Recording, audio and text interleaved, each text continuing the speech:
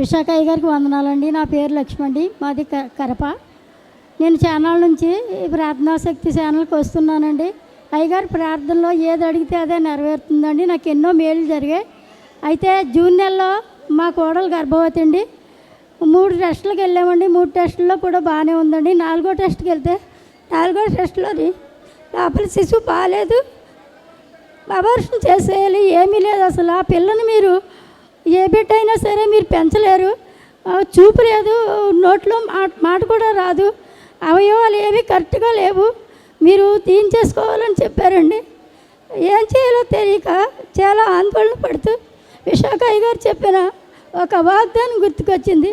ఆ విధంతో విశ్వాసం ఉంటే ఈ కొండను తీసుకెళ్ళి సముద్రంలో పడిపోద్దని చెప్పారు అయ్యగారు.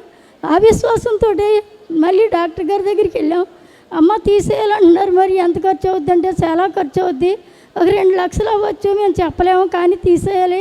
అమ్మాయికి చూస్తే 5 నెలలు పూర్తయి 6వ నెల వచ్చేస్తుంది, ఆమెకు కూడా కొంచెం ప్రమాదంగా ఉంది అని అన్నారు.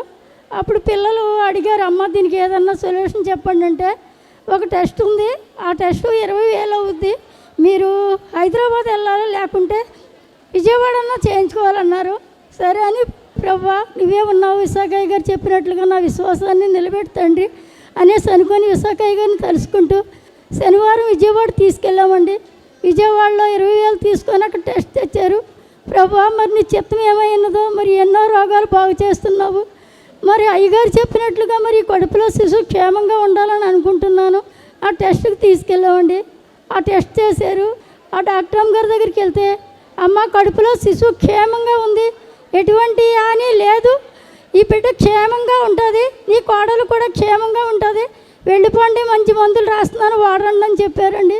ఈ చిన్న సాక్ష్యాన్ని దేవుడు దీవించారండి.